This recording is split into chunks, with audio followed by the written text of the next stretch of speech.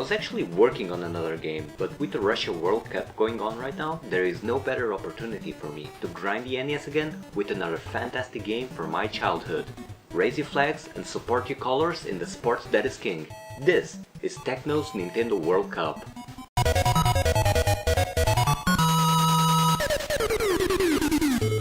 In a time before annual releases and sport games named after American football coaches, there were generic sport games like soccer and goal, but in the mix there was also this amazing relic.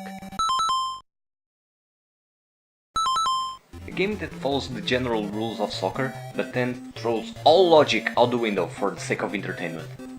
Nintendo World Cup has a very basic premise. You pick a national soccer team from the 13 available and then beat each other team one by one until you win the World Cup. During the match, your 6 players, goalie included, try your best to score more than your opponent and beat the hell out of them in the process. There are no offsides, there are no fouls, there are no penalties. You can beat whoever you want, whenever you want, except for the goalie. You don't mess with the goalie, he will beat you up. And the best part is that if you beat someone enough times, they will pass out and stay down, at least until a team scores. As you must have noticed by now, you only control one single player. Or in co-op mode, you and your friend control one player each. And the camera doesn't even follow you, it follows the ball, you're down there in the radar in case you're off screen. But that doesn't mean you have to hope for the best in the AI department. You can command your teammates at any time, and there's even a couple of customizations you can do before each match. You can customize the players in your team with the 8-player roster the game offers for each team. Each player actually has stats like different stamina values, different strengths when they tackle someone, or different speeds. Unfortunately, the game never explicitly tells you that, and you probably wouldn't notice it by yourself because the changes are very light. After picking your team, you can choose the frequency your teammates pass, dribble or take a shot. You can also allow the goalie to move up in the field and enjoy the fun, which is really hilarious to watch. The controls are very straightforward. When you have the ball, A passes and B shoots. When you don't have the ball but your teammate does, A calls for a pass and B calls for him to shoot. When neither you or your teammates have the ball, A both tackles and calls teammates to tackle whoever has the ball, and B slides and call teammates to slide whoever has the ball. Simple, intuitive, and you don't have to memorize 12 buttons on a PlayStation controller. Also, if you press both A and B while running, you'll do a diving header, and if you press both A and B while standing still, you'll pull a bicycle kick. Both these techniques make you do a special kick, usually unblockable by the goalie. I said usually, you don't mess with the goalie. Each team has its own special kick, each unique and quirky, except for the USA team, in which each player itself has its own special kick. 6 of them recycling kicks from other teams, and the other 2 having special kicks only they have, including this stupid kick my brother used to do against me because it's both funny and humiliating. Stupid kick, stupid game. In the tournament mode, you'll face all the 12 teams one by one in a fixed pattern, starting with the Cameroon and ending with West Germany. Yeah, this game is dated. Anyway, this is assuming you picked the USA, otherwise you'll face the USA in whichever match your team was supposed to be in. Also, the tournament mode has passwords to save your progress. Simple, numeric, 5-digit password. But even with a lengthy tournament mode that really only gets challenging the last 5 matches, it's in Versus this game truly shines. Despite only having a roster of 6 teams in Versus mode, for some reason, you can pick the field, including the standard grass, but also rocks, where players will trip, ice where players will slide, and sand where the ball doesn't roll. There's also soil and concrete, but I really don't notice any difference to the grass, to be honest. But back to Versus mode, this game is actually one of the few in the entire NES library that supports the 4-score accessory, and in my opinion, the best of the bunch. I mean, 2 versus 2 soccer matches? In a rocky field where you can beat everyone up? Yeah, give me more of that! And as I said before, this is where Nintendo World Cup truly shines. You see, this is not really a sports game, it's a party game, where 4 people sit in a couch, controller in hand and shoving elbows. Also for a sports game, it has a really great soundtrack. Despite not having many teams, each one is very fast and stressful, exactly what you want to feel when you're down one goal and the timer is running out. In the graphics department, the game is very straightforward. The menus are dark but clear. During a match, everything is colorful and the sprites are funny and detailed. I especially love that each player is unique. Talking about the player sprites, you're probably thinking to yourself, I know these guys from somewhere. And you would be right. They are the characters from River City Ransom. They are also the characters from Super Dodgeball. And they are also the characters from Crash and the Boys Street Challenge. So, are these 4 games connected? Well, yes, they all come from the Kunio-kun franchise, that despite being rather unknown in the West, is considered a cult classic in Japan.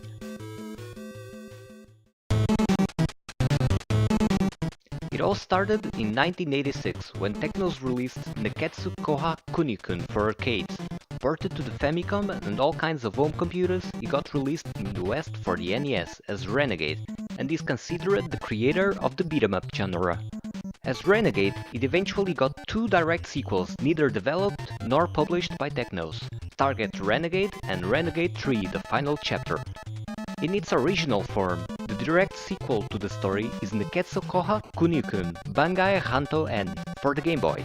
In the West, it got reworked and released as the Game Boy version of Double Dragon 2, another Technos franchise. Also following this line of sequels, there are 2 games for the Super Famicom that were never released outside of Japan. Falling back to the original game, there was another direct sequel, following the same characters but in another setting and storyline, Downtown Nekketsu Monogatari, released for the Famicom, ported to the X68000, ported to the PC Engine, and released for the NES as River City Ransom. This would start the Downtown Nekketsu sub-series of games, the next game being Downtown Nekketsu Koshikyuku Sarayuki Dayundokai for the PC Engine, later ported to the Game Boy. Despite being the direct sequel story-wise, it's actually athletic events with beat-em-up mechanics, a trend that would follow to many other games in the franchise. After this sequel, there were 2 games that would use the characters from the sub-series without furthering the plot, the first being Bikuri Nekketsu Shin Kiroku, Arukanaru Kin Medal. Released for the Famicom and ported to Game Boy, it got released for the NES as Crash and the Boys Street Challenge. Again, athletic events with beat-em-up mechanics. The second was Downtown Nekketsu Baseball Monogatari, Yokyu de Yoshuda Kunio-kun for the Super Famicom. It's a baseball game that never got released outside of Japan.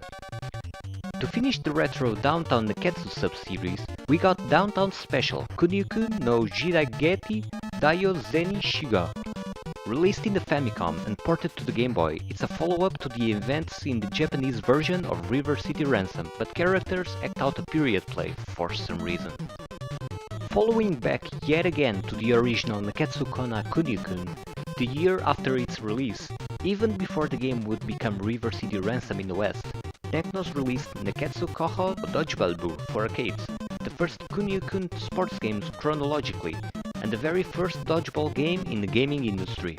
It got ported for the X68000 PC Engine and got released for the NES in the West as Super Dodgeball. It would create its own sub-series of games, having a direct sequel for the Game Boy, followed by another for the Super Famicom, both never released outside of Japan. Now this is where this franchise gets really crazy. Because 3 separate sub-series weren't enough, in 1993 Technos released Nekketsu Street Basket Ganbare Dankiros for the Famicom, a spin-off of the dodgeball game that would become Super Dodgeball. Yes, you heard me right, a spin-off of a spin-off. This time Kunio accidentally gets a question right in a game show and wins a trip to the United States for some reason, and gets challenged for some 2-on-2 basketball action. There are 3 hoops in each side, and in good old Kunio-kun fashion, beating everyone up is required.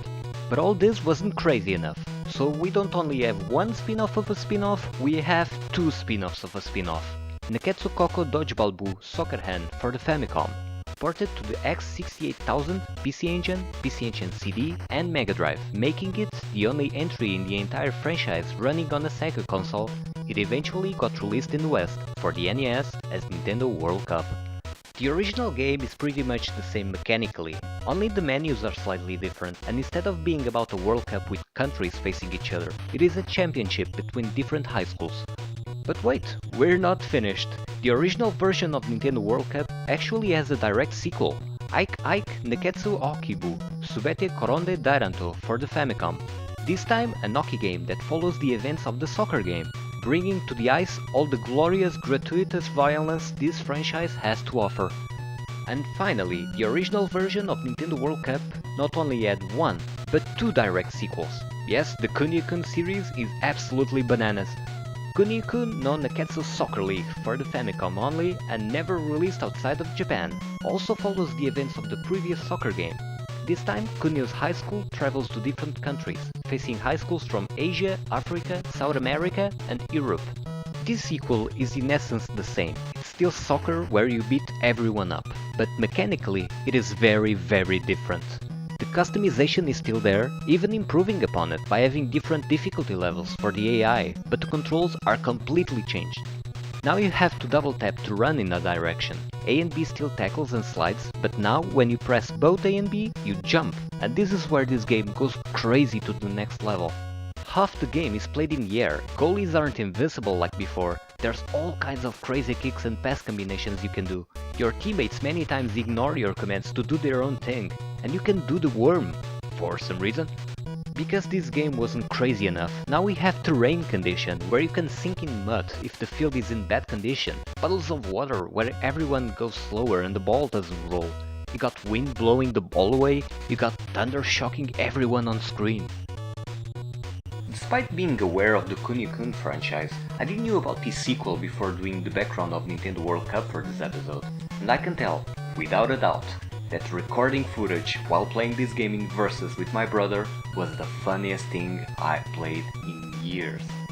We couldn't stop laughing. All the strange techniques are awesome, the AI does whatever they want, and they're actually a challenge this time around. All the crazy weather conditions throws in that random detail the game desperately needed. I mean, it's a serious good time. Falling back to the chronology of the franchise, the Game Boy Advance saw a remake of River City Ransom, a non-canon sequel to the Super Dodgeball, and 3 collection cartridges containing all the Famicom titles. The latter were never released outside of Japan. For the Nintendo DS, there were multiple sequels to the sports spin-offs, but under the River City brand. And finally, the Nintendo 3DS saw the release of Nekketsu Koha Kunio-kun, released in the West as River City Tokyo Rumble, a game made to celebrate the 25th anniversary of the franchise, and the first game to tie all 3 sub-series together. So to recap, we got the original beat-em-up, we got a line of direct sequels for the Renegade localization. Technos had nothing to do with this one. The original version got not 1, but 2 series of direct sequels, each creating a sub-series of games. Then we also have a Dodgeball spin-off with its own line of sequels that would create not 1, but 2 spin-offs of itself, and the second of them would have 2 direct sequels. In case you got lost, Nintendo World Cup is here. So, after all this, I hope you guys enjoyed exploring this amazing franchise. And now during the Russia World Cup, between matches, instead of playing the latest Pro Evolution Soccer or FIFA, grab your old Nintendo, 4 controllers, and get into some soccer madness with Nintendo World Cup. Heck, if you're a fan of importing, the sequel goes highly recommended as well. Both are crazy fun party games, where it's just so satisfying and ridiculous to spend 5 minutes playing soccer with your friends, beating their players up and ending matches 15-12. Thank you very much for watching, and I hope to see you guys next time. Oh, don't forget to support your country this World Cup. Bye! Go!